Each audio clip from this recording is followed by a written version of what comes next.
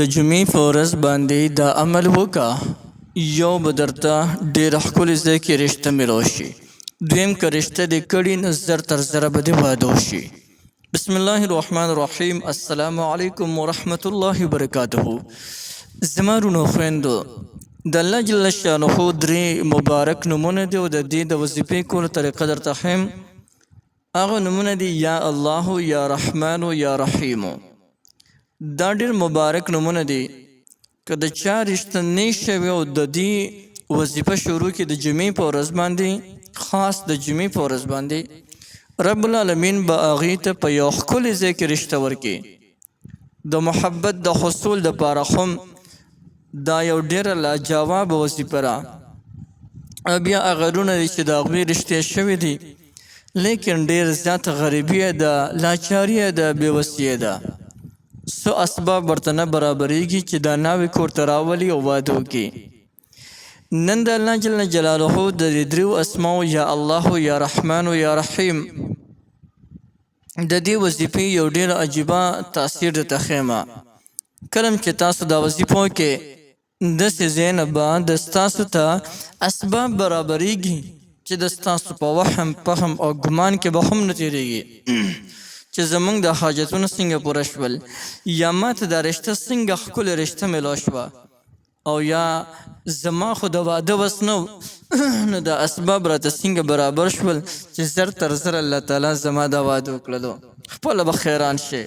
کله کله انسان ډېر زیات وکړېږي، یعنې رشتې پسې ګرځي او د خوښې رشته ورته نه میلاویږي.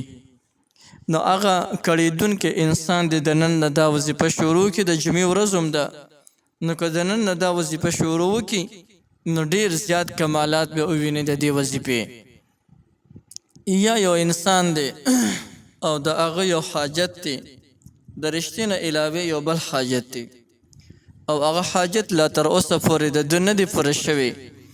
نو که د دې حاجت د پوره کېدو دپاره هم دا وظیفه وکړي، الله جل جلاله به زر تر زره دا حاجت هم پوره کړي. یو انسان د معاشرې کې ډېر زیات ذلیل او خوار دی، څوک ورسره مینه محبت نه کوي، هر سړی ورته د ذلت او د رسوایۍ په نظر باندې ګوري. نو که هغه انسان هم د یا الله، یا رحمان، یا رحیم وظیفه راونیسي نو ده ته به الله جل شانه بې مثاله محبت او مقبولیت ورکړي. یعنې هر سړي ته به د زړه نه ګران وي او هر سړی به د ده سره بیا مینه کوي. داسې زبردسته او پاورفل وظیفه ده. یا د دې نه علاوه یو انسان دی، هغه خو کوېدنې کړې ده، کوېدنې کړې ده لیکن څه داسې اسباب نشته چې دی اوس دغه ناوې کور ته راولي او دی چې دی واده وکړي. د دې دپاره چې زمونږ دا واده زر تر زره وشي نو د هغې دپاره هم دا وظیفه تاسو راونیسئ. نو انشاءالله چې زر تر زره به درته الله جل جلاله اسباب برابر کړي او د ستاسو ودونه به وشي. راځئ د وظیفې کولو طریقه درته ښیم. د دې وظیفې کولو طریقه ډېره انتهایي اسانه طریقه ده. تاسو به دا وظیفه شروع کوئ د جمعې د ورځې نه. د جمعې په ورځ باندې د مازدیګر د منځونه پس به ځان مکمل فارغ کړي. ټول کارونه به مخکې وروستو کړي چې د مازدیګر د منځونه پس ته مکمل فارغ یې، یو کار به هم نه کوې.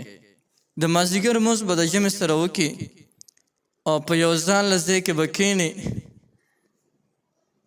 او په هغه ځای کې به د ټولو اول 11 پیرې درود شریف ووایې او بیا به لا تعداده بې شمېره یا الله، یا رحمان، یا رحیم وظیفه وکړي تر د نور ډوبېدو پورې، یعنی تر د اذانونو پورې، د ماښام د اذانه پورې مسلسل دا وظیفه وکړي. بې شمېره به وکړي، تعداد به ولې مقرر کړي، نو چې څومره د خوښې بې شمېره وکړه او ښه ډېره وکړه. چې کله د ماښام اذانونه وشي نو د اذان نه پس دغه لږ شان وخت امام ایسارېږي، داسې 1 منټ تقریبا ایسارېږي.